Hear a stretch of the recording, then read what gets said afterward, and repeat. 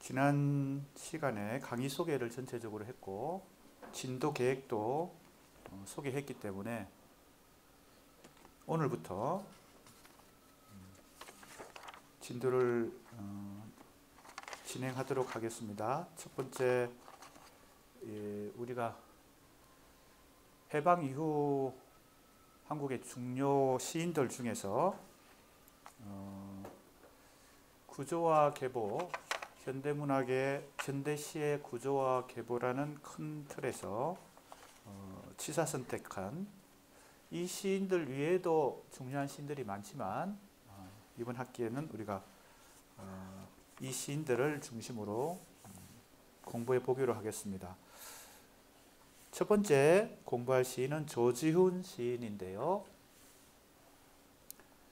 고려대학교 국어국문학과 전공 수업으로 지금 이 과목이 진행되고 있는데 조지훈 시인은 고려대학교 국어국문학과 교수를 재직하셨죠.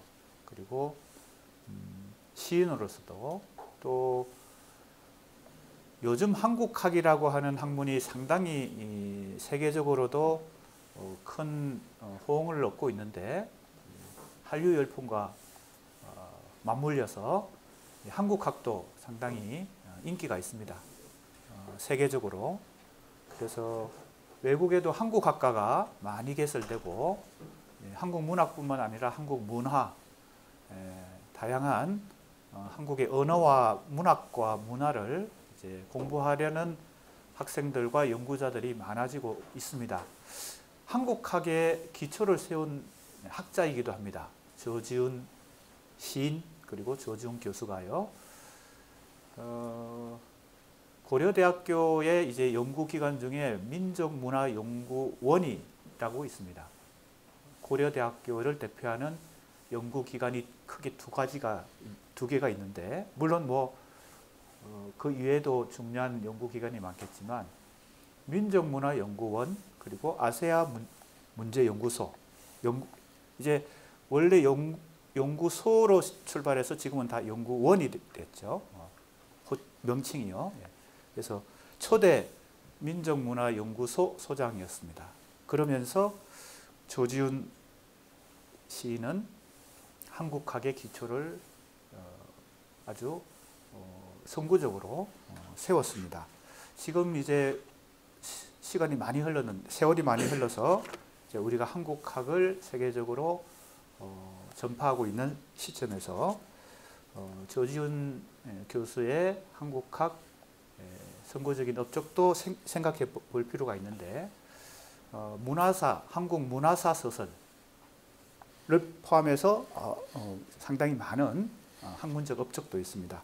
우리가 지금 현대문학 작품론이라는 수업이기 때문에 조지훈 교수의 학문적 영역에 대해서는 이번 학기에 공부하지 않고 시에 대해서 공부해 보겠습니다.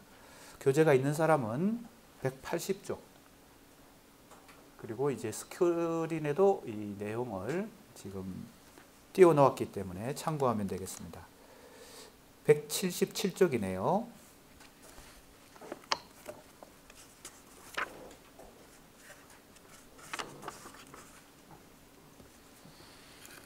제목이 조지훈 시의 청각적 이미지와 시의식 연구라고 되어 있습니다.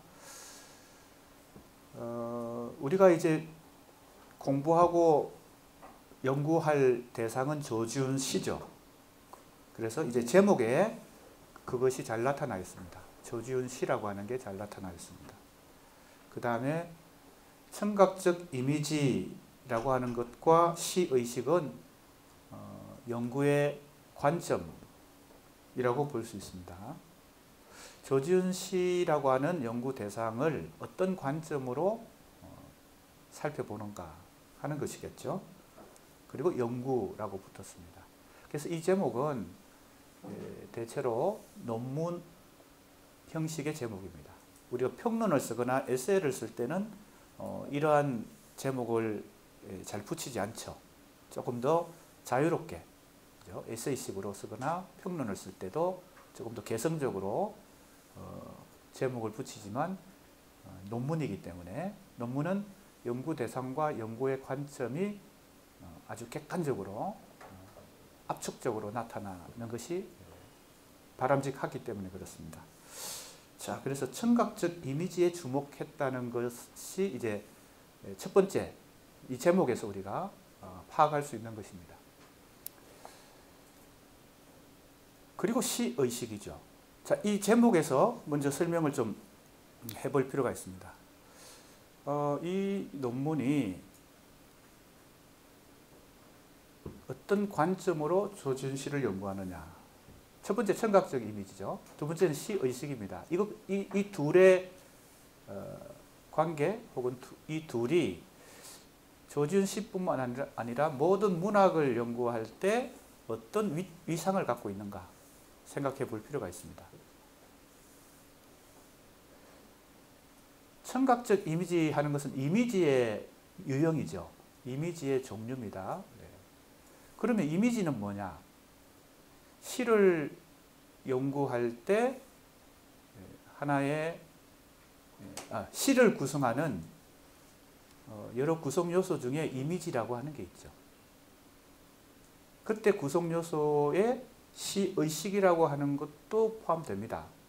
간단히 얘기하면 청각적 이미지는 형식적 요소이고 시의식은 의미적 요소입니다. 그죠? 의미라고 하는 것은 감정적이고 추상적인 거니까 겉으로 드러나지 않는 것이죠. 현상으로 드러나지 않는 것입니다. 그것은 속에 숨어 있습니다. 문학 작품이 시나 소설을 통해서 주제를 전달하죠. 독자에게. 주제, 의미, 내용 다 이제 같은 맥락인데 그것은 문학 작품이나 예술 작품이 창작자가 독자에게 그죠? 전달하려고 하는 궁극적인 의미, 뜻, 그죠? 그래서 우리가 그걸 주제라고 말하거나 의미라고 말하거나 내용이라고 말합니다. 내용과 형식의 관계를 지금 얘기하는 것입니다. 가장 기본적인 카테고리, 우리가 모든 문학과 예술뿐만 아니고 많은 우리 인간의 문화 생활 속에서는 내용과 형식이라는 아주 기본적인 카테고리가 있죠. 그러면 시의식은 내용이란 겁니다. 그죠? 그것은 비가시적인 것입니다. 표면화되지 않은 것입니다. 그런데 이제 연구를 한다는 것은 궁극적으로 이 숨어있는 비가시적인 내용을 그죠? 추적해서 찾아보는 것이죠. 그것은 누구나 다 알고 있습니다. 내가 시집을 읽거나 소설을 읽거나 할 때 누구나 그렇게 하기 때문에 이것은 상식적이고 관습적이고 당연합니다. 그런데 시의식을 연구하는 것은 너무 당연한 것인데, 즉 의미나 내용이나 주제를 찾으려고 하는 것. 내가 연구하는 대상은 조지훈 씨니까. 그런데 이 제목을 보면요, 청각적 이미지에 초점을 맞췄다는 거죠. 이게 뭔가요? 내용과 대비되는 형식입니다. 형식은 눈에 보이는 것이죠. 즉 표면적으로 가시화된 현상입니다. 조지훈 시를 읽어보면 그게 형식이라고 하는 것은 여러 가지 요소로 등장을 합니다. 즉 표면의 현상으로 나타난다는 겁니다. 자, 그러면 이미지는 보통 우리가 시의 형식적 요소들 중에서 하나죠. 심상이라고도 말합니다. 마음심자를 써서 마음에서 일어나는 어떤 형상, 그죠? 이런 뜻으로 심상이라고 번역을 한 건데, 이미지라고 하는 것이 원어입니다. 근데 이미지는 사실은 시에만 있지 않고 모든 인간의 문화 현상, 자, 조금 전에 뭐라 그랬어요? 이것은 현상이라 그랬죠? 겉으로 드러나는 것입니다. 예술 작품, 문학 작품의 표면에 드러나는 것입니다. 이미지는 굉장히 광범위하게 나타납니다. 우리가 문학과 예술 그리고 문화 이외에도 이미지는 나타나죠. 이미지는 눈으로 보거나 체험할 수 있는 것이니까요. 시각적, 촉각적, 후각적, 미각적 등등의 감각적 자극을 일으키는 어떤 현상을 이미지라고 합니다. 대표적인 현상은 시각적 이미지죠. 그것은 우리가 사진이나 영화나 TV 같은 영상 매체를 통해서 시각적 이미지들 너무 많이 우리는 경험하고 살아가죠. 그것도 이미지입니다. 심지어는 소개팅을 해서 사람을 만나서 대화를 나누는데 그 사람 첫 이미지가 어떠냐 할 때도 이미지란 말을 씁니다. 그래서 이미지는 아주 광범위하게 사용되는 것인데 이미지의 기본 뜻은 뭐예요? 표면적으로 드러나는 현상으로서 뭐예요? 감각적 효과를 불러일으키는 어떤 이미지, 현상 이렇게 이해하면 되겠습니다. 그럼 시에서는 이미지가 어떻게 나타날까요? 시각적으로 나타날까요? 시각적으로도 나타나지만 영화, 드라마, 광고와 같은 진짜 시각으로 나타나는 건 아니죠. 뭡니까? 언어라고 하는 것을 경유해서 독자에게 그 언어가 불러일으키는 시각적 뭐예요? 연상 효과가 나타납니다. 그죠? 샛별 같은 눈동자 했을 때 눈동자를 샛별에 비유했죠. 같은이라고 하는 표현을 썼으니까 직유법이죠. 이건 너무나 잘 아는 얘기잖아요. 중학교 때부터 배우는 거니까 이 비유법은요. 이때 이미지가 뭡니까? 샛별이죠. 샛별이 이미지입니다. 즉 원관념은 눈동자고 샛별이 뭐예요? 보조관념인데 이미지는 시에서 보조관념으로 많이 사용되죠. 그럴 때 왜 이게 이미지라고 하는 걸까요? 샛별은 그 자체는 시각적 영상은 아니지만 그 언어가 독자의 마음속에서 시각적 연상 효과를 일으킵니다. 마음속에서. 그래서 이것을 시에서의 이미지를 번역을 마음심자를 쓴 거죠. 이해가 됩니까? 이건 아마 일본에서 먼저 번역한 것 같아요. 이렇게.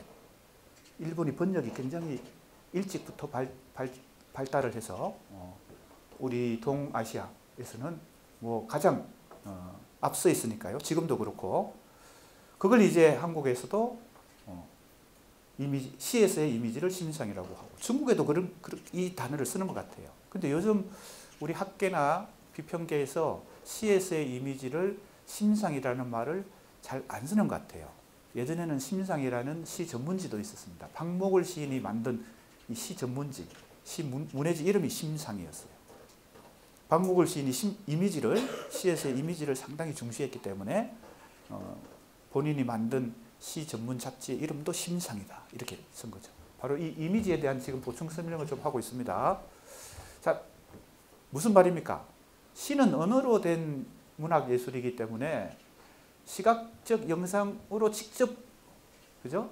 전달하지 않고 언어를 매개로 전달하기 때문에 그 언어가 샛별이라고 하는 내가 샛별을 봤던 그죠? 독자가 샛별을 언젠가 봤던 그 연상 효과가 마음속에서 일어나서 시각적 효과가 일어납니다. 그러니까 이것도 시각적 이미지라고 말하는 겁니다. 그죠? 그러니까 영화의 시각적 이미지와 시의 시각적 이미지는 차이가 있다. 그리고 뭐 우리가 앞으로 이제 문학과 영화 혹은 문학과 사진, 문학과 미술 등등 다른 시각 예술과 문학을 접목시켜서 융합하는 학문들이 지금 각광을 받고 있고 상당히 많이 트렌드가 되고 있는데 그랬을 때도 이 차이를 이해하지 못하면 오류에 빠집니다. 그래서 이제 이 기본이 중요해요. 이게 약간의 옆길로 센 것인데 융합 학문이 이제 상당히 유행이고 트렌드가 되고 인기가 있잖아요. 근데 이제 융합이라고 하는 것은 세부적인 전공을 여러 개 복수로 2개 이상을 그죠? 같이 결합시켜서 학문을 하는 게 융합 학문인데 융합 학문이 자칫하면 이것도 저것도 아닌 어중간한 학문이 될 가능성이 있습니다. 왜? 기본적인 개별 학문에 충실하지 않고 바로 처음부터 융합을 하려고 하면 이게 뭐 이것도 아니고 저것도 아니고 어중간하게 되죠. 그걸 조심해야 됩니다. 약간 옆길로 샜는데요. 자, 그러면 이미지 중에서 청각적 이미지에 주목했다는 것입니다. 그게 자, 연구는 문학을 연구한다, 시를 연구하는 것, 소설을 연구하는 것은 실체에 다가가는 하나의 방법입니다. 그러니까 무슨 말인가 하면 연구 대상은 조지훈 씨인데 이 연구 대상은 굉장히 복잡하고 그죠? 다양한 하나의 복잡한 실체입니다. 연구는 특정한 어떤 관점을 가지고 연구를 하는 것이죠. 물론 이 관점이 단일한 관점일 수도 있고 좀 복합적인 관점일 수도 있고 그죠? 조금 전에 얘기했듯이 융합적인 관점일 수도 있지만 이 모든 조지훈 씨의 실체의 모든 것을 내가 한꺼번에 다 연구할 수는 없습니다. 그걸 뭐라고 하는 거예요? 연구의 관점이다. 혹은 연구의 방법이다. 이렇게 얘기하는 거죠. 어떤 문제의식을 가지고 조지훈 씨에 접근하느냐. 이것이 사실은 지금 첫 시간에 내가 현대문학 작품론에서 가장 중요한 것이 조지훈 씨면 조지훈 씨, 또 김수영 씨면 김수영 씨, 자기 나름의 그죠? 이해, 자기 나름의 해석을 해볼 수 있어야 된다는 거죠. 그럼 이제 내가 이제 하나의 샘플을 보여주는 겁니다. 왜 청각적 이미지에 굳이 혹은 유독 관심을 가지고 연구를 했을까 하는 하나의 관점, 이걸 작품을 읽어가면서 자기 나름대로 뭡니까? 치사 선택할 수 있는 것, 그것이 첫 번째 능력입니다. 그죠? 논문을 쓰든 아니면 리포트를 쓰든 할 때요. 그걸 어떻게 포착할 수 있을까요? 어떤 방법으로 포착할 수 있을까요? 뭔가 이치가 있어서 조지훈 씨는 청각적 이미지로 연구하면 뭔가 새롭게 남들이 하지 않았던 뭔가 발견을 할 수 있겠네? 이게 먼저 이치로 떠오르는 게 아닙니다. 거기 떠오른다면 얼마나 좋겠습니까? 그죠? 그 원리가 먼저 떠오른다면 그 원리대로 방법을 적용해서 결과물을 얻어내면 되겠죠. 모든 연구가. 그런데 철저히 이것 이제 이렇게 하는 것은 연역적인 것입니다. 연역적이라고 그러죠. 원리를 먼저 알고 그걸 적용해서 개별 사례에 케이스에 적용해서 케이스 연구를 해가지고 결과물을 얻어내면 이건 연역이죠. 근데 문학 예술을 연구하는 모든 시만 그런 게 아니고 모든 문학 예술은 기납적으로 연구해야 됩니다.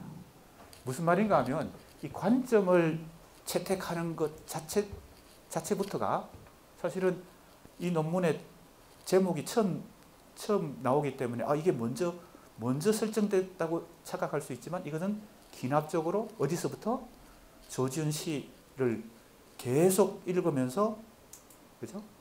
찾아낸 것입니다.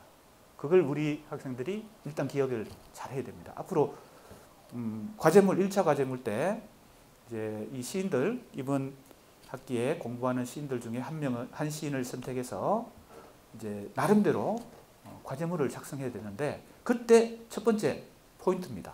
알겠습니까? 기납적으로 해야 된다는 것은 작품을 읽는 것이 우선 된다. 거기서 뭔가를 포착해야 되겠지. 추출해내야 되겠지. 그랬을 때 이 형식자, 여기서 이제 내가 말이 좀 길어지는데 첫 시간이기 때문에 처음 이제 이번 학기에 처음 조지훈 씨를 공부하기 때문에요. 이제 그 다음 시인부터는 이제 좀 빨리 진도를 나가겠습니다. 그러면 이 두 개의 관계를 잘 생각해 보세요. 자, 크게 보면 형식, 내용과 형식입니다. 형식을 연구해서 내용에 도달하려고 하는 겁니다. 이걸 먼저 알 수 있는 게 아니란 겁니다. 이것도 마찬가지지만 어떻게 이미지에 관심을 조지훈 씨에서 이미지가 중요하다고 생각했느냐? 이 논문이.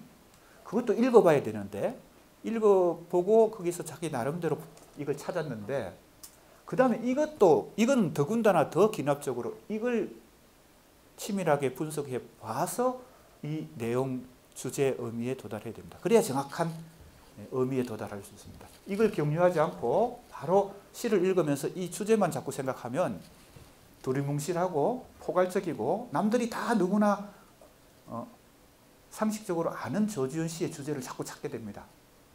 무슨 말인지 알겠습니까? 치밀하게 그래서 이 포착도 중요하지만 이걸 얼마나 치밀하게 분석하는지 분석 과정이 중요합니다. 그래서 해석을 해서 이걸 새롭게 한번 찾아보는 것입니다. 상식적으로 지금 조지훈 시들이 조지훈 중요한 작품들은 이미 중고등학교 때 많이 공부했습니다. 그리고 그것에 대해서 정답이 뭐다라고 다 알고 있어요. 그걸 똑같이 한번 반복하는 거? 이건 별 의미가 없는 것이죠.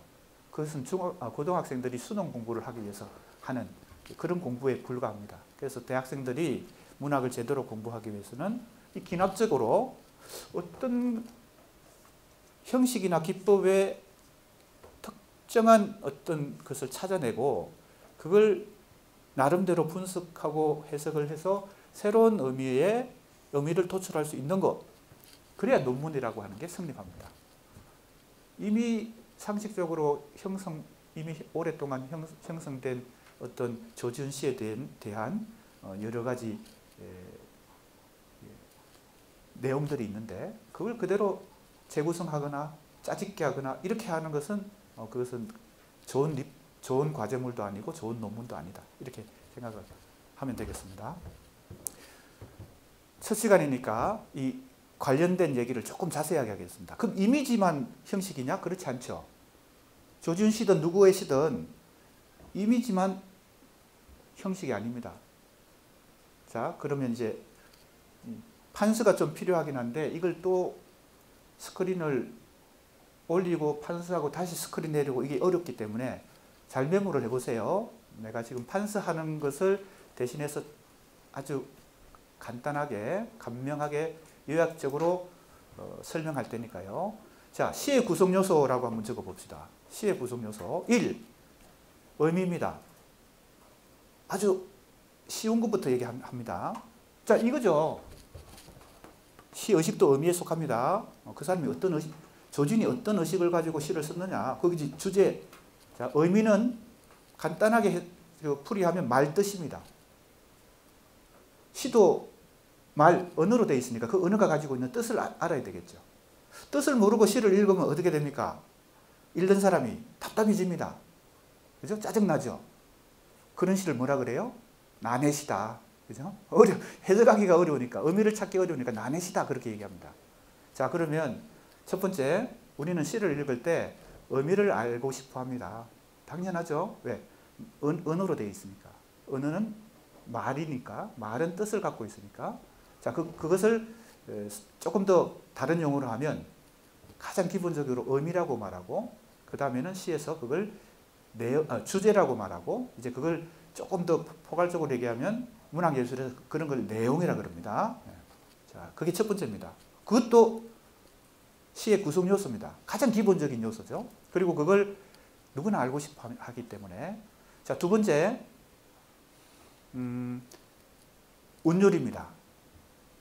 운율은 일반 용어는 리듬인데, 리듬도 아까 이미지와 마찬가지입니다. 모든 문학 예술, 인간의 문화 속에 혹은 생명의 활동 속에, 인간을 포함한 동식물의 활동 속에 이 리듬이라는 게 있습니다. 우리 심장의 박동도 리듬이죠. 자, 그러니까 생명체에도 리듬이 있습니다. 그때 리듬이란 말을 씁니다.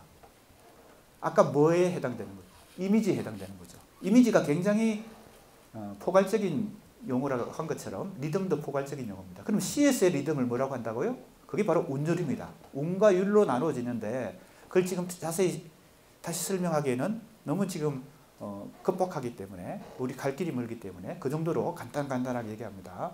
그러니까 시가 가지고 있는 두 번째 요소는 운율입니다.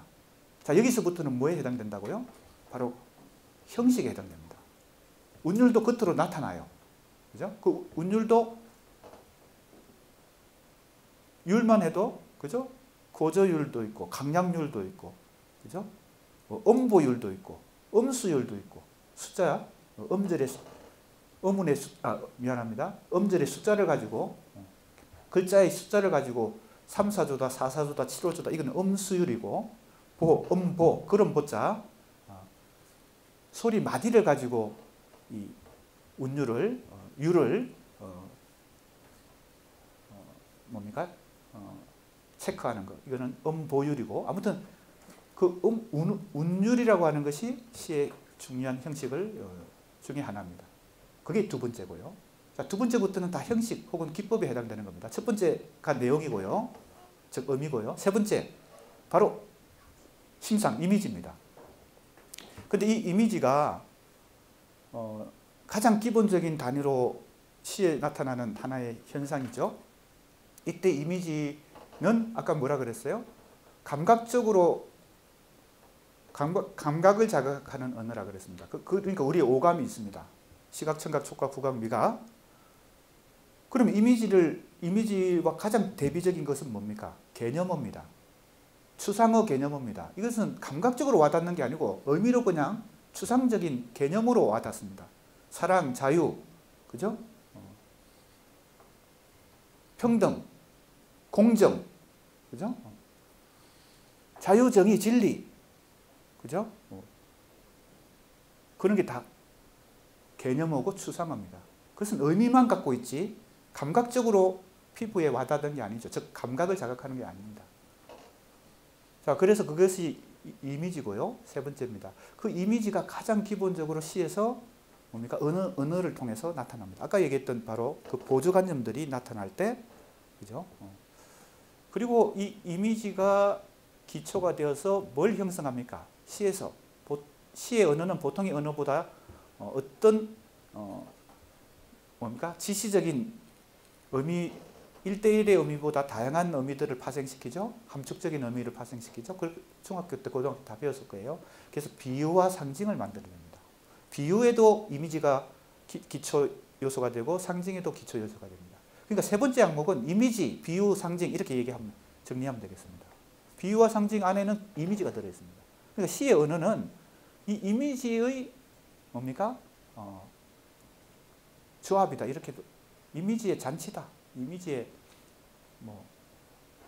이미지가 그만큼 기본 요소가 됩니다. 시에서 등장하는 언어들은 대체로 이미지들로 구성되어 있습니다. 물론 개념어도 나오죠. 김수영 시에도 조지훈 시에도 개념어가 이렇게 등장하기도 합니다.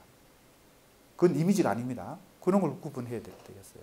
그럼 그 개념어들은 어떤 바로 주제, 의미 이런 것을 바로 이제 전달하는 어떤 언어들이지만 이미지는 현상을 통해서, 그렇죠? 눈에 보이거나 냄새를 후각적이거나 청각적인 것을 통해서 뭡니까? 의미는 그 안에 내포되어 있겠죠. 비유와 상징을 생각해 보면 됩니다. 그 다음에 뭐예요? 네 번째, 화자와 어조입니다. 화자와 어조. 화자는 페르소나라고 하는데 시적 화자라는 말을 많이 들어봤을 거예요. 시에서 말하는 사람인데 이 말하는 사람은 설정된 것입니다. 그러니까 이제 초보자들은, 시를 읽는 독자들 중에서 초보자들은 시에서 말하는 사람이 시인이다 이렇게 착각하는 수가 있습니다. 그게 아닙니다.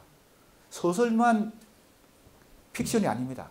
시도 픽션적인 요소, 즉 허구적인 요소가 있습니다. 그 대표적인 게 화자입니다. 화자를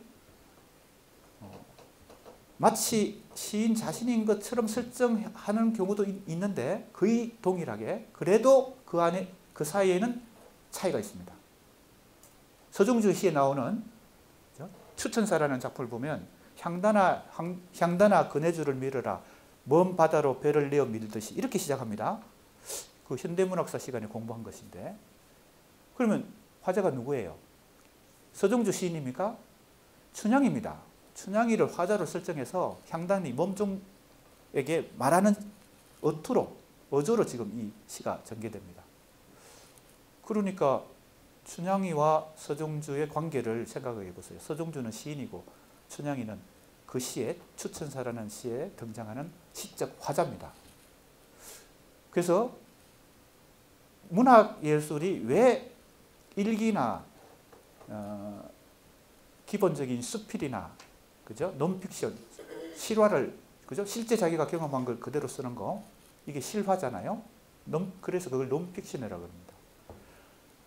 문학예술이 왜 논픽션과 달리 예술적 가치가 생기는가 하는 것은 이 말하는 사람과 작품에서 말하는 사람과 작가 자신 사이에 거리가 있기 때문에 그 사이에 다양한 어떤 뭡니까? 문학적, 예술적 효과가 생기는 것입니다. 그걸 연구하는 것이 바로 화자 연구죠. 알겠습니까? 백석시에도 다양한 화자들이 등장합니다. 마치 어린아이가 말하는 어린아이가 화자가 되는 경우도 있고 여성이 화자가 되는 경우도 있고 남성이 화자가 되는 경우도 있고 그러니까 일정하지 않습니다. 서정주도 다 똑같지가 않습니다. 한용운 씨의 님의 침묵에도 화자가 여성으로 등장하는 것이죠. 그래서 여성 화자다.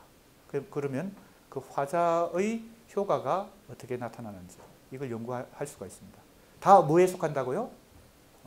2번 운율, 3번 이미지, 비유, 상징, 4번 화자까지 다 형식에 속합니다. 시가 가지고 있는 형식 혹은 기법입니다. 주제는 똑같은 사랑이더라도 서정주 씨의 사랑을 주제로 한 시와 김수영의 사랑을 주제로 한 시가 달라지는 이유는 그리고 문학적으로 예술적으로 혹은 현실적으로 다른 차이를 만들어내는 이유는 이 형식이 다 다르기 때문입니다.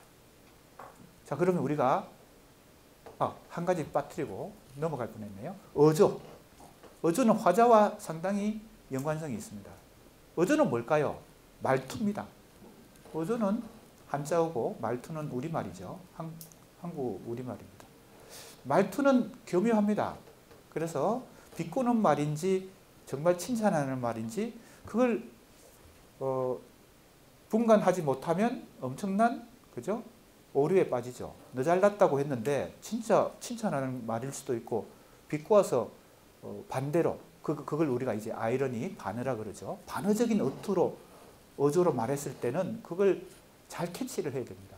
시는 지금 내가 예를 든 그런 정도가 아니고 엄청나게 미묘하고 복잡한 어조를 사용합니다. 서정주도 그렇고 김수영도 그렇고 다양한 시인들이 다양한 어조를 구사합니다. 그게 화자가 가지고 있는 기능과 이 어조가 가지고 있는 기능이 복합적으로 어울려 가지고 뭘 만들어낸다고요?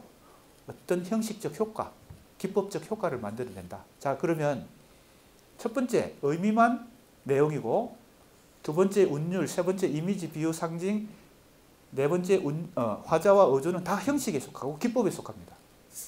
자, 그러면 이 네 가지 시의 구성 요소 중에서 내가 지금 샘플로 보여주는 걸 잘 한번 보세요. 바로 내용은 바로 의미를 찾으려고 하면 너무 단순해지거나 너무 상식에 그치거나 뭡니까? 다른 사람도 다 그런 의미를 파악했고 도출했는데 나도 그런 의미를 파악하니까 바로 그게 상식이죠. 관습적인 차원에 머무릅니다. 수능 공부하는 고등학생처럼 된다는 겁니다. 왜? 수능 그렇게 해야 그 상식을 맞춰야 점수를 받으니까요. 그런데 실제로는 시라고 하는 특히 다른 문학과 예술도 다 마찬가지지만 시라고 하는 문학은 더 미묘하고 복잡하고 엄밀한 언어로 되어 있습니다. 왜 그럴까요? 이것만 있는 게 아니니까. 의미만 있는 게 아니니까. 형식이 아주 복잡하고 미묘하게 그 의미를 감싸고 같이 유기적으로 결합되어서 형성되니까. 그래서 가장 기본적인 게 뭐예요? 내가 오늘 강조하고 싶은 가장 기본적인 것은 시를 이해하거나 시를 분석하거나 시에 대한 리포트를 쓰거나 시에 대한 논문을 쓰거나 평론을 쓰거나 뭐가 중요하다고요? 궁극적으로는 새로운 의미를 찾아내는 것인데 새로운 해석을 해내는 것인데 뭘 격려해야 된다고요? 뭘 분석해야 된다고요? 그 시인이 가지고 있는 특정한 어떤 형식적 요소, 기법적 요소에 주목해야 된다.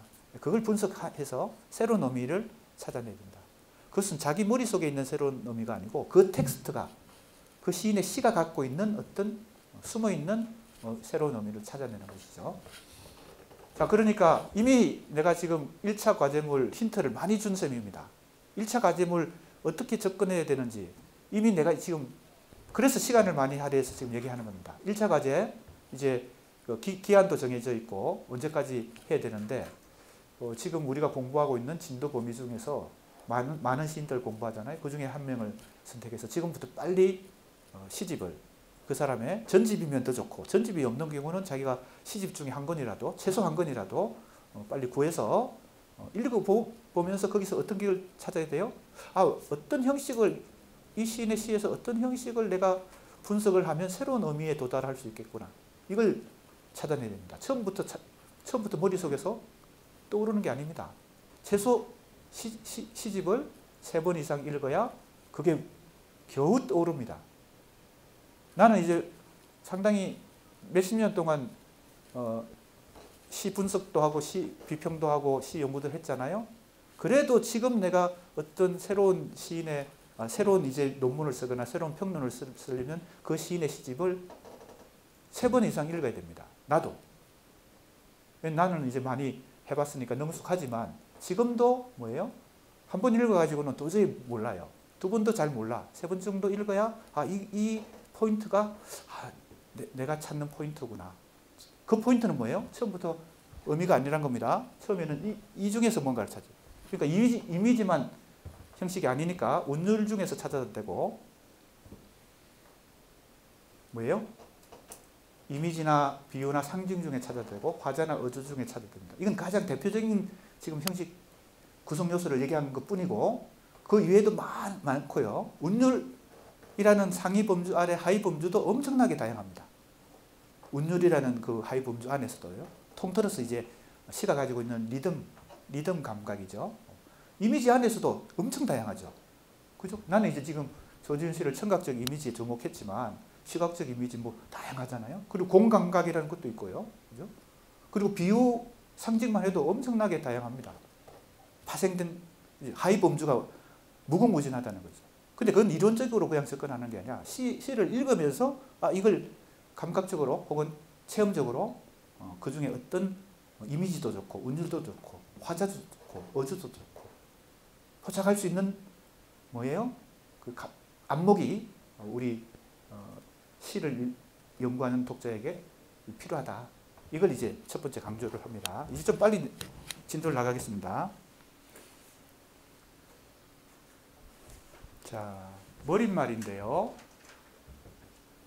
조지훈 시인에 대한 소개가 이제 첫 번째 단락에 그죠? 이렇게 제시되어 있습니다.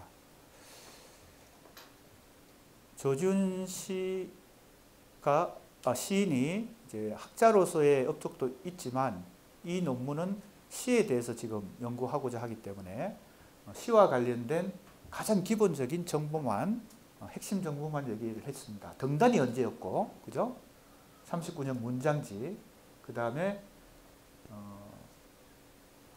청록집이라고 하는 것은 조지훈 시인 우리 학생들 다 알고 있는 내용입니다.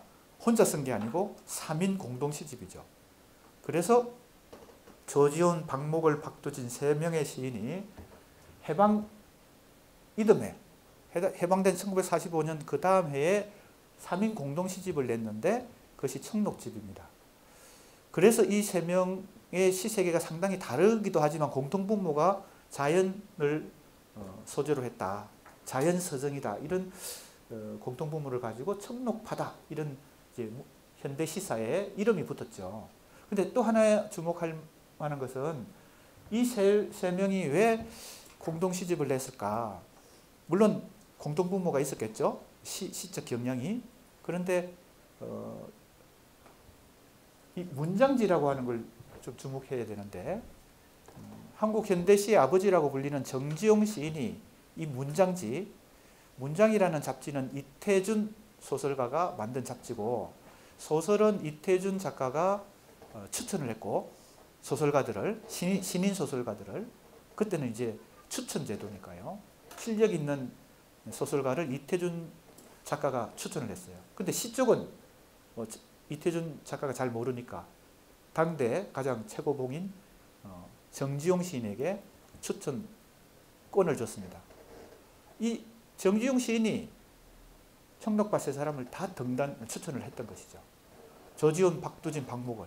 그러니까 이제 현실적인 어떤 인맥도 있었다고 볼 수 있습니다. 아무튼 그 이후에 시론집도 있고요. 시의 원리. 지금 조지훈 전집이 간행되었기 때문에 2차례에 걸쳐서 처음에는 7권으로 그 다음에 9권으로 지금은 이제 나남 출판사에서 나온 9권의 조지훈 전집이 이제 현재로서는 정본이다 이렇게 볼 수 있습니다. 물론 오류를 더 찾아내 가지고 새로운 정본이 앞으로 만들어질 수도 있겠죠. 자, 가장 기본적인 조지훈 시인에 대한 소개고요. 그 다음에 시인이자 지사적 논객이고 한국학의 초석을 닦았다라고 이제 소개를 하고 있고요. 그 다음에 선행연구를 조금 언급하고 있습니다. 자, 핵심적이지 않은 것은 좀 빨리빨리 넘어갑니다. 빨리빨리 넘어가는 것은 우리 학생들도 이것은 정보니까, 기본 정보니까 이걸 외우거나 뭐 이렇게 할 필요가 없습니다. 문학예술은 외우는 게 아닙니다. 그러니까 기본 정보는 뭐 내가 독창적으로, 그러니까 창의적으로 이걸 뭐 서술하고 있는 게 아닙니다. 나도 정보를 그죠? 확인해서 이렇게 다 서술한 거니까요. 자, 그러나 첫 번째 기억해야 될 것은 리포트를 쓰든 논문을 쓰든 평론을 하든 일단은 첫 번째는 내가 연구하는 시인을 간단하게 소개하고 그 다음에 선행연구 검토가 중요한데 특히 논문에서는요. 조지훈 씨에 대해서 중요한 선행연구가 이러이러한 것이 있다라고 그냥 시간적으로 연대순으로 쭉 나열하는 것은 별로 좋지 않고 그 선행연구들을 또 유형화해서 어떤 것은 뭐 주제를 주로 연구했다. 어떤 것은 이미지를 주로 연구했다. 어떤 건 운율을 연구했다. 이렇게 아주 단순한 유형이지만 그것보다 더 고차원의 유형 분류도 있겠죠. 아무튼 유형을 분류해서 선행 연구를 검토하는 게 중요합니다. 그래서 이걸 다 지금 교재가 있는 사람은 보면 됩니다. 간단히 얘기하면 뭐 지금까지 이러한 이러한 유형들의 연구가 있어 왔다는 것이고 거기 이제 지금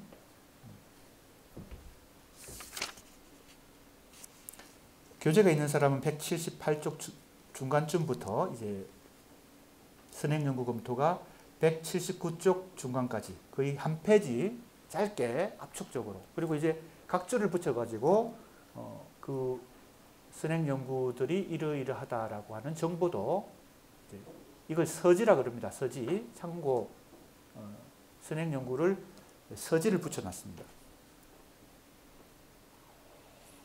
자, 그래서 어떤 주제와 어떤 형식적 연구들이 지금까지 있어 왔는지 살피고 있는데 이것은 그 자체로 중요하기보다는 내가 쓰는 지금 이 논문의 문제의식을 대비시키기 위해서 중요합니다. 왜? 논문은 새로운 걸 얘기해야 논문이니까요. 아까도 얘기했잖아요. 기존에 이 선행 연구들이 많다고 해서 이 중에 짜집게 하거나 이 중에 어떤 걸 뭐 내가 확대 재생산하거나 이러면 별 의미가 없잖아요. 좋은 논문이 아니잖아요. 뭔가 기존의 논문이 가지고 있는 것을 반박하거나, 그죠? 다른 의견을 제시하거나, 비판하거나, 아니면 기존에 연구되지 않은 새로운 연구 분야를, 그죠? 문제의식을 삼거나, 이게 필요하죠. 그래서 그 다음부터 이처럼 선행 연구의 업적으로 인해 여기서부터는 문제의식입니다. 혹은 문제 설정입니다. 그래서 사실은 논문의 핵심은 문제의식과 문제 설정입니다. 앞에 했던 건 뭐예요? 시인에 대한 소개, 간단한 정보, 그 다음에 선행연구 검토. 이거는 내가 논문을 쓰는 사람이 새롭게 한 게 아니잖아요. 그러니까 이 논문에서 필요한 부분이긴 하지만 정작 가치가 있는 것은 여기서부터입니다. 이게 뭐예요? 이 논문이 가지고 있는 문제의식입니다. 문제의식이 조금 더 뭐예요? 선명하거나 철저하거나 독창적일수록 그것은 일단 좋은 논문입니다.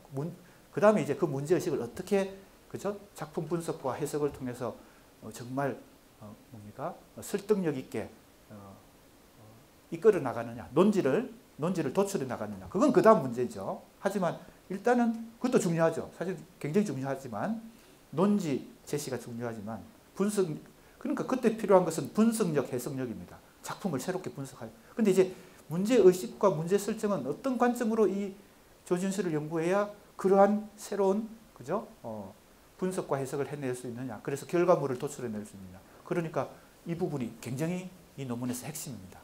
문제의식이라고도 말할 수도 있고 문제설정이라고도 말할 수 있습니다. 자, 그것이 바로 내가 제목으로 삼은 청각적 이미지라고 하는 문제의식과 연결이 됩니다. 왜? 조지훈 씨는 지금까지 청각적 이미지에 대해서는 연구가 거의 안 됐거든요.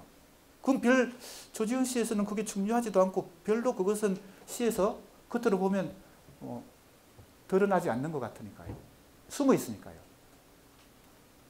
한마디로 얘기하면 빈틈이란 겁니다. 빈틈을 찾아낸 거지. 왜 그럴까요? 조지훈의 대표작 성무를 보면요. 춤추는 장면, 그죠? 여성이 춤추는 장면을 아주 뭐예요? 시각적 형상화를 통해서 나빌레라, 나비에 비유하면서, 그죠? 파르라니 깎은 머리, 색채 이미지와 율동의 이미지, 움직임으로 그 승무라는 작품이 전체적으로 형상화된 것처럼 보입니다. 누가 봐도 그래요. 그 겉으로 드러난 게 그렇죠. 근데 거기에 시각적 형상화 혹은 율동의 형상화, 그죠? 그것은 누구나 확인할 수 있는 거지만 내가 발견한 것은 이제 하나의 그냥 미리 얘기를 하면 이런 것입니다. 그 작품을 처음부터 분석하는 건 아닙니다만 미리 이제 예고하는 것입니다. 내가 볼 때는 거기에 교묘하게 그 시각적 형상화, 춤을 형상화하고 있으니까요. 그리고 율동의 형상화보다 더 근본적으로 청각적 이미지가 거기서 어떤 아우라를 발생시키고 그 청각적 이미지가 이 시각적 이미지의 원동력이 됐다는 겁니다. 숨어있는, 비가시적인. 가시적인 것은 시각적 이미지지만 청각적 이미지가 더 미학적으로 이 작품의 예술성을 만들어내는데 결정적인 원동력이 됐다. 이제 나중에 그런 결론을 도출을 하려고 하는 것입니다. 그래서 이제 처음부터 성무를 분석하는 건 아니고요.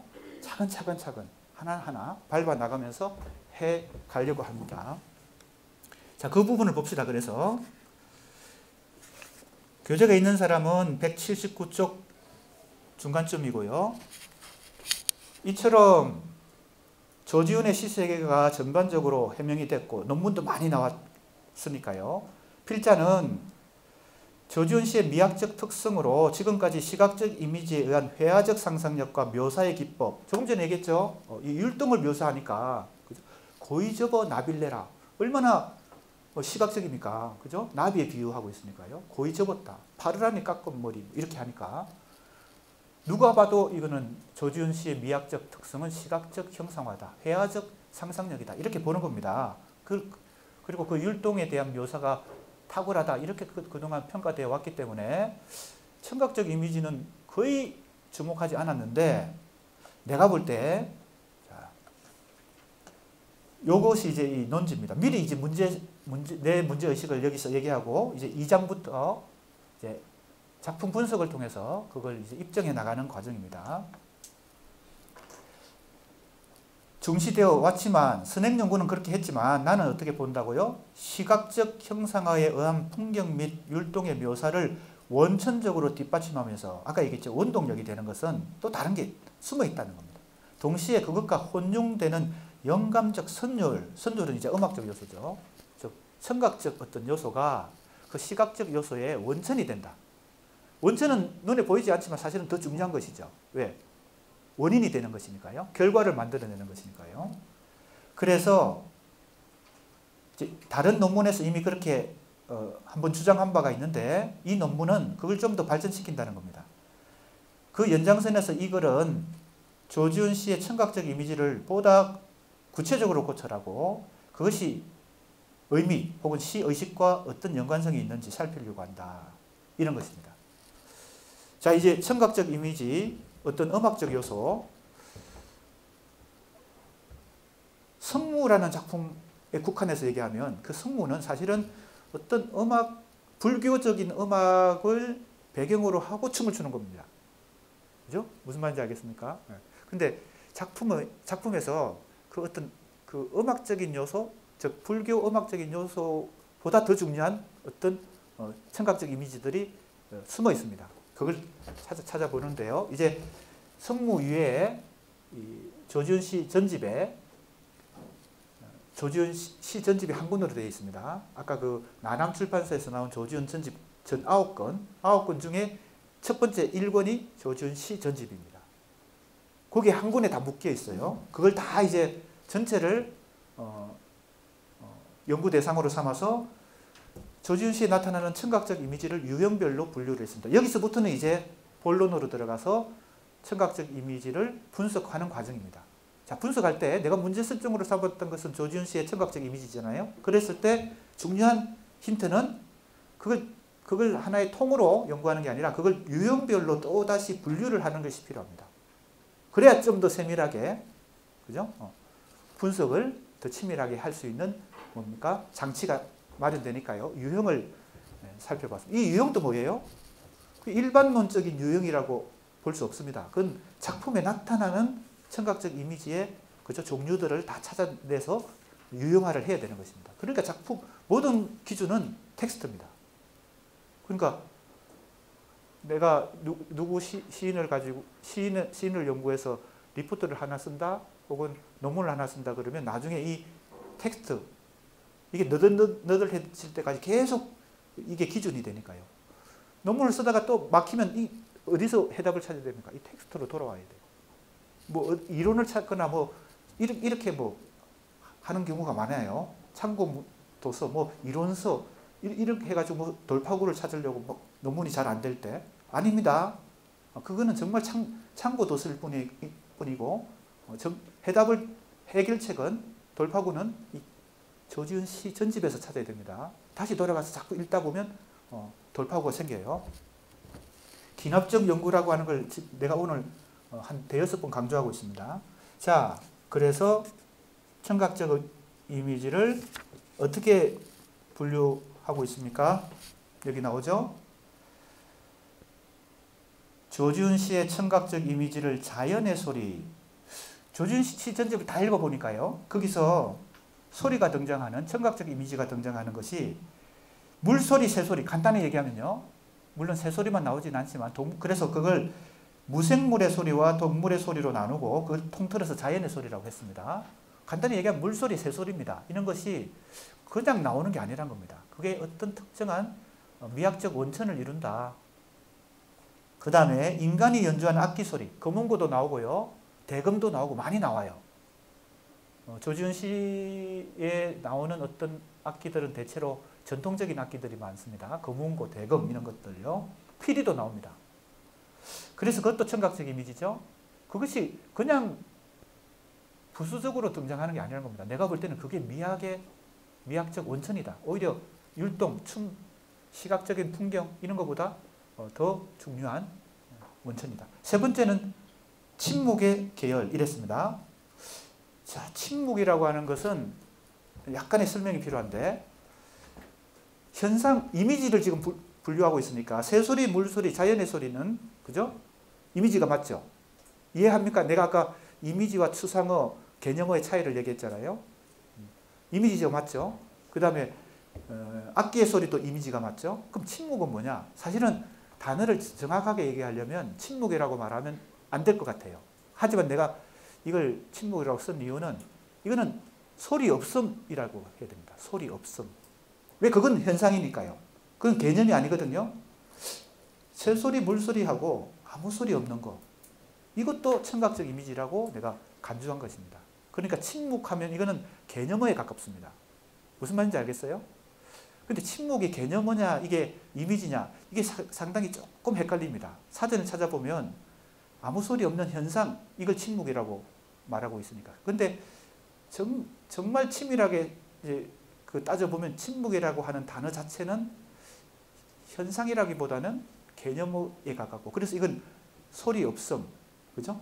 이 정도의 의미로 내가 쓴 겁니다. 그래서 여기서 약간의 치밀하게 생각하면 이거 개념인데 왜 이게 이미지냐 이렇게 말할 수 있습니다. 하지만 소리 없는 현상, 아무 소리 없음. 그래서 이걸 아무 소리 없음 이렇게 쓰기는 너무 길어지잖아요. 그래서 침묵이라고 했는데 만약에 내가 이걸 다시 이 논문을 다시 쓴다면 무소리, 무는 없을 무자입니다. 이것도 좀 이상하죠. 무소리, 소리 없다는 뜻인데 아니면 그냥 소리 없음 이게 좋을 것 같아요. 그건 이미지라고 말할 수 있습니다. 그렇지 않나요? 침묵은 개념이고 소리 없음은 이미지죠. 청각적 이미지가 아무 소리가 없는 것도 하나의 현상이니까요. 내가 괜히 얘기해가지고 헷갈리는 사람들이 있는 것 같습니다. 자, 이렇게 해서 각각의 세 가지 유형으로 나눈 이 청각적 이미지들이 어떤 의미를, 어떤 시의식을 담고 있는지 연구하는 것이 이 논문의 주된 목표입니다. 목적입니다. 그런데 그걸 연구해 보니까 어떻다는 거예요? 지금까지 조지훈 씨에서 중요하다고, 미학적으로 중요하다고 간주되었던 뭐예요? 시각적 형상화, 회화적 상상력, 율동의 형성화, 이것도 물론 중요하지만 그건 겉으로 드러난 거니까 이것까지도 이 소리들이, 청각적 이미지들이 연관성이 있고 긴밀한 연관성이 있고 이것이 원천이 되어서 이 시각적 이미지들을 만들어낸다 라고 하는 것을 최종 결론으로 도출을 해냈습니다. 미리 얘기하는 겁니다. 이것도 이제 연구를 해봐야 아는 것인데 미리 결론을 얘기하는 것입니다. 자, 15분 남았기 때문에 2장. 2장은 조지훈 시 전집 중에 완화삼이라는 시가 있습니다. 이 시는 어떤 일화로도 유명합니다. 어떤 일화? 이건 잘 알려져 있는데요. 청록파 시인 세 사람은 거의 친구처럼 지냈을 거 아니에요? 그죠? 같은 시집을 내고 청록파라고 다들 자기네들을 유파로 인정하고 그러니까요. 그래서 박목월 시인이 이 완화삼이라는 작품을 박목월 시인에게 주는 작품으로 썼습니다. 그래서 부제목이 목월에게 이런 부제목이 붙어 있습니다. 박목월이 거기에 화답하는 작품을 조지훈에게 보냈죠. 그게 유명한 나그네입니다. 너무나 유명해서 그리고 짧기도 하니까 잘 외울 수 있는 작품이죠. 구름에 달 가듯이 가는 나그네, 그죠? 길은 외줄기 남도 상배입니다. 짧지만 우리 한국인의 전통 정서를 너무 잘 압축적으로 표현해서 애송시 중에 거의 앞에 순위가 앞에 있죠. 구름에 달 가듯이 가는 나그네. 근데 그 시가 가지고 있는 착상, 기본 착상은 다 이 작품에서 나온 겁니다. 박목월은 이 작품을 조지훈한테 받고 거기서 일종의 화답 시를 쓴 것이 나그네입니다. 그래서 그 작품이 사실은 대중에게 더 많이 인기도 있고 알려졌지만, 왜냐하면 리듬감이 있고 또 짧고 한국인의 정서를 잘 표현했기 때문에. 그런데 그 여러 가지 시의 중요한 주제나 모티프는 이 박목월의 조지훈의 이 완화삼에서부터 사실은 시작됐다, 이렇게 볼 수 있습니다. 자, 이 작품 한번 읽어보겠습니다. 자, 이 작품에서 어디에 주목할까요? 나는 왜 이 작품부터 시작하는 걸까요?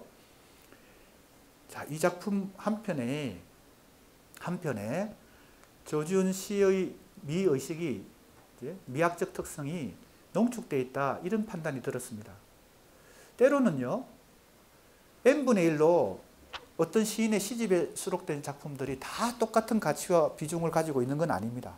어떤 작품이 그래서 우리가 특별한 비중을 가진 작품, 아니면 그 시인의 시세계 전체를 잘 압축하고 있는 작품, 대표하고 있는 작품, 그래서 우리가 그걸 대표시라 그러죠. 조금 전에 나그네 같은 것도 박목월 시인의 대표시 중에 하나입니다.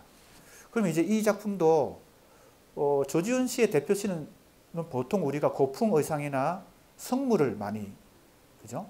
많이들 얘기합니다. 그런데 내가 볼 때는 이 작품 완화삼이 조지훈의 그 기법과 주제 이런 걸 농축하고 있는 대표시라고 생각했기 때문에 이걸 한편 분석하면서 여기서 이 논문이 말하고 주장하고자 하는 것을 여기서 도출해서 가설로 삼으려고 합니다. 여기에 청각적 이미지를 잘 염두에 두고 살펴보겠습니다. 차운산 바위위에 하늘은 멀어 산새가 구슬피 울음 운다. 자, 1년입니다. 1년에 벌써 산새의 울음이 등장했죠. 청각적 이미지요. 2년입니다. 구름 흘러가는 물길은 700리. 자, 바로 이 구절이 박목월 시인의 구름에 달 가듯이 가는 나그네, 그 착상을 에 영감을 줬다고 볼 수 있습니다. 보세요. 구름 흘러가는 물길은 700리. 나그네, 자, 나그네가 등장하죠, 여기에. 그래서 이 박목월 시의 모티프로 구름 흘러가고 물길이 700리고 나그네가 지금 등장합니다. 나그네는 일종의 여행객이라고 요즘은 얘기할 수도 있지만 유랑하는 사람입니다. 정처 없이 떠돌아서 다니는 사람, 나그네. 나그네 긴 소매 꽃잎에 젖어 술 있는 강마을의 저녁 노을이여. 이 밤 자면 저 마을의 꽃은 지리라. 다정하고 한마음도 병인장하여 달빛 아래 고요히 흔들리며 가노니. 자, 이렇게 돼 있죠. 부제목에 모걸에게라고 돼 있습니다. 여기 각주를 보면요. 14번 각주.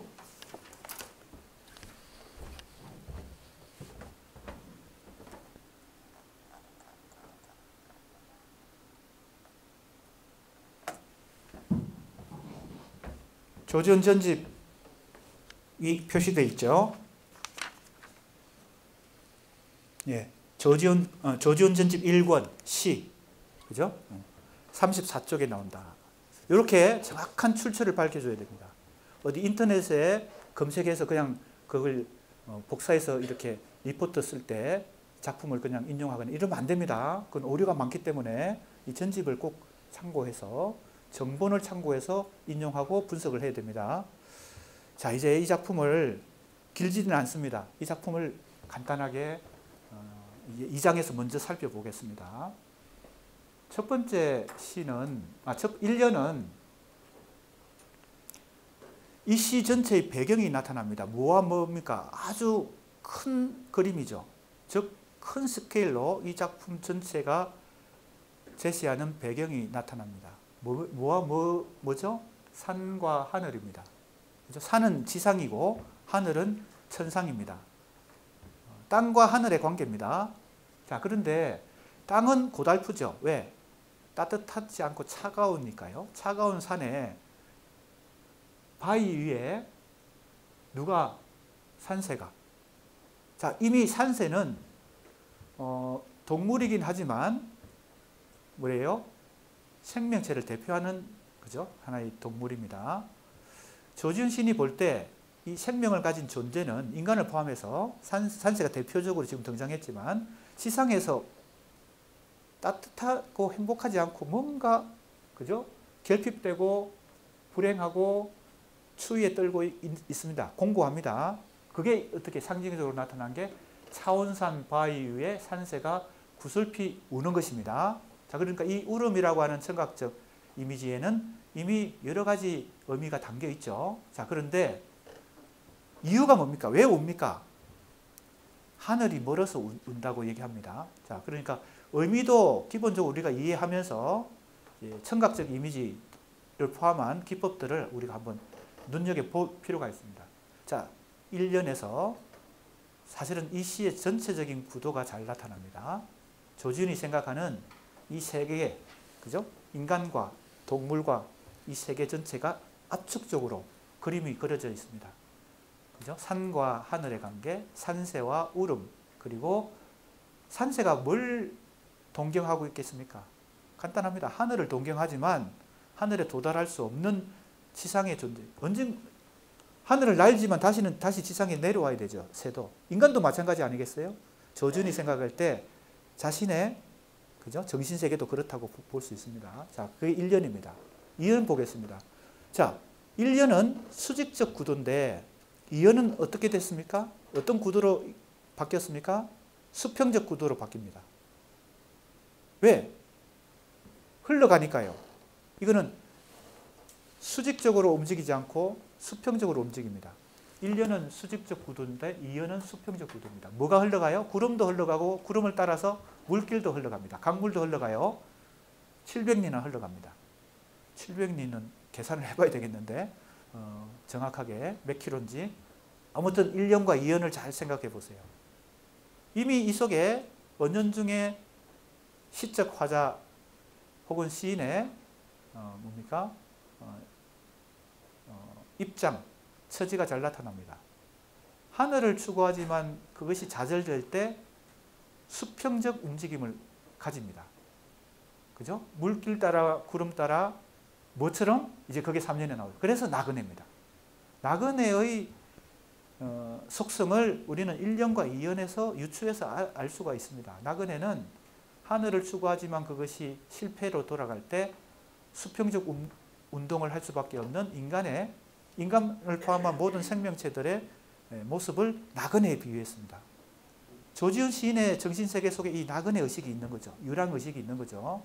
한 곳에 정착하고 안정감을 갖기보다는 뭔가 나그네처럼 떠돌아다닐 수밖에 없는 것이 유랑 의식인데, 자, 여기서 우리가 이 간단한 시에서 뭘 도출해요? 자, 이런 것이 심층적 분석입니다. 우리 학생들 그냥 그렇구나 하고 표면만 읽으면 안 됩니다. 자, 뭐가 원인이 됐을까요? 뭐가 원인이 돼서 이 나그네 의식이 생겼을까요? 본질이라고 말할 수 있거나 근원이라고 말할 수 있는 하늘에 대한 지향성이 뭐예요? 가장 기본적인 시적 화자 혹은 조지훈의 지향성인데, 그것이 성공할 수 없기 때문에, 좌절되기 때문에 나그네 의식이 생긴다고 일단 여기까지 얘기할 수 있습니다. 그런데 나그네 긴 소매에 꽃잎이 젖어 있으니까 이 나그네에게 꽃이라고 하는 이 하나의 상징이, 아까 내가 그 상징도 이미지가 기본이라, 꽃도 이미지입니다. 그죠? 여기서 이미 산새의 울음도 이미지고, 구름도 이미지고, 물길도 이미지고, 여기 나오는 꽃도, 꽃잎도 이미지입니다. 자, 이 나그네의 긴 소매에 꽃잎이 젖었다 이랬습니다. 그게 이제 완화삼이라는 이 시의 제목으로 그것이 등장하는 완화삼입니다. 긴 소매에 꽃잎이 젖었다. 이것은 어떤 나그네의 애환, 그죠? 나그네의 어떤 슬픔과 고통, 이런 것들이 미학적으로 표현된 것이 바로 완화삼, 다른 말로 하면 풀이하면 긴 소매에 꽃잎이 젖었다. 그런데 그 다음을 잘 보세요. 술 읽는 강마을 그랬어요. 지금 아직 이 마을에 도착하지 않은 나그네 입장에서 저 멀리 술이 익는 강마을이 보이는 것입니다. 저녁 노을까지 지고 있습니다. 지금 이제 밤이 되려고 하는 저녁 무렵입니다. 그 다음 구절을 보겠습니다. 이 밤 자면 저 마을의 꽃은 지리라 그랬어요. 자, 이것도 그냥 낭만적인 정서다 이렇게만 생각하고 그냥 표면적으로만 읽으면 안 됩니다. 자, 보세요. 뭔가가 이상합니다. 보통 우리가 꽃은 조지훈 시인에게만 그렇지 않고 대부분의 이 서정 시인들에게 꽃은 생명의 뭡니까? 발산, 생명이 활짝 피는 거, 그죠? 긍정적인 의미입니다. 꽃이 지는 것은 생명이 죽음을 맞이하고 뭡니까? 추락하는 것이죠. 그래서 이상합니다. 이 구절이요. 이 밤 자면 저 마을의 꽃은 지리라. 이 밤 자면이라고 하는 것은 이 밤에 자든 이제 밤새워서 이 나그네 길을 걷든 아무튼 이 밤이 지나면 이런 뜻이겠죠. 이 밤 자면, 이 밤을 자고 나면 꽃이 진다 그랬어요. 보통 아침에 꽃이 핍니다.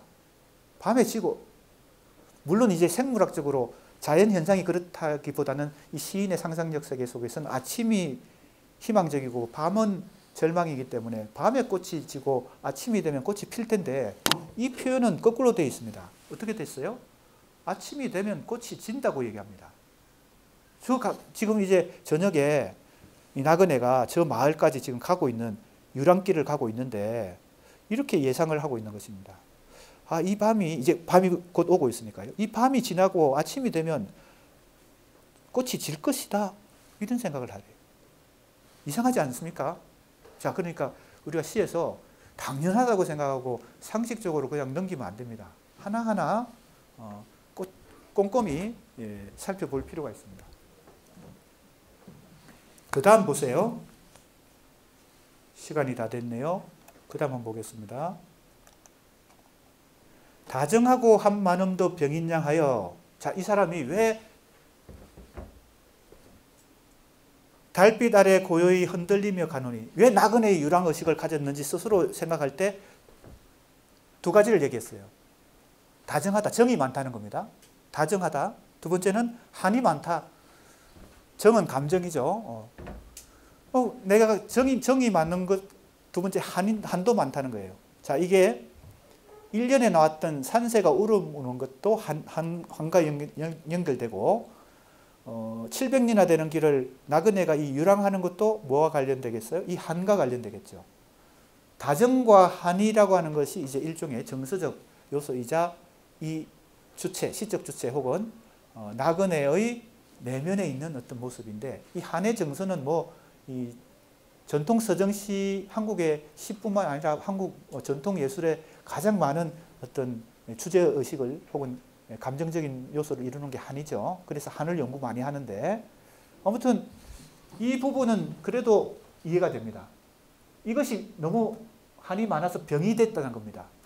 이것이 바로 이 나그네의 이제 내면 세계이자 산새의 울음에, 그죠? 다 연결되는 거겠죠. 내가 주목하는 것은 어딘가 하면, 자, 이겁니다. 마지막 구절이에요. 달빛 아래 고요히 흔들리며 가노니 하고 말줄임표로 끝났습니다. 이런 이유로 해서 이 나그네는 잠들지 못하고, 저녁이 되어서 잠들어야 되는데 편하게 휴식을 취해야 되는데 그러지 못하고 저 그죠? 수립능 강마을까지 지금 걸어가고 유랑을 하고 있습니다. 이 구절이 뭘 도대체 의미할까요? 내가 볼 때는요, 약간 모순됩니다. 첫 번째는 달빛 아래 고요히 그랬고요. 두 번째는 흔들리며 가노니 그랬거든요. 고요하다는 것하고 흔들린다는 것은 내가 볼 때는요, 상당히 대비적인 어떤 이 주체의 모습입니다. 즉 나그네의 모습입니다. 화자는 지금 나그네와 거의 동등한 어떤 지금 위상을 갖고 있어요. 화자는 이 나그네를 등장시켜서 나그네의 지금 모습이 두 가지 모습을 보인다. 좀 이상하지 않아요? 하나는 고요하고 달빛 아래서 고요히 지금 가고 있고요. 하나는 흔들리며 가요. 자, 이 두 가지가 뭘까요?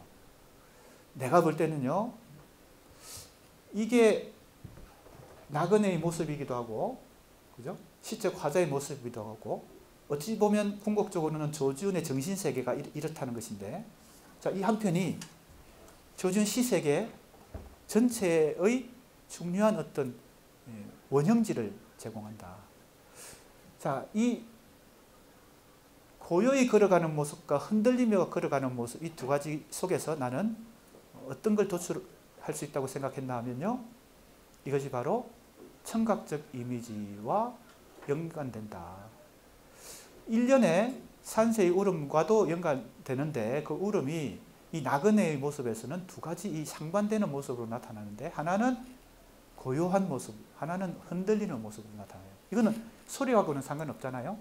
왜? 이건 어성어와 어태어를 우리가 구분할 때 이거는 외형적인 모습이니까요. 태도니까. 그런데 이 엄밀한 차원에서 소리, 조지훈 씨에 나타나는 이 청각적 이미지 중에서 고요한 소리와 흔들리는 소리, 이렇게 크게 두 가지 청각적 이미지와 연관성이 있다고 나는 생각을 하는 것입니다. 꼭 청각적 이미지와 연관하지 않더라도 이 나그네의 이 현재적 모습은 이 두 가지 모순된 혹은 대비되는 두 가지 모습을 동시에 보여준다. 보세요. 동시에 보여주는 거예요. 고요히 흔들리며, 그죠? 고요히 흔들리며. 그래서 다음 시간부터는 이 작품에서 힌트를 얻어가지고 청각적 이미지가 과연 고요한 모습과 흔들리는 모습과 어떻게 연관성이 있고, 그것이 바로 이 나그네의 정신세계와 어떻게 연결되는지, 그래서 궁극적으로 조지훈 씨의 시의 주제와 어떻게 연결되는지 살펴보려고 합니다. 자, 오늘 여기까지 하겠습니다. 수고했습니다.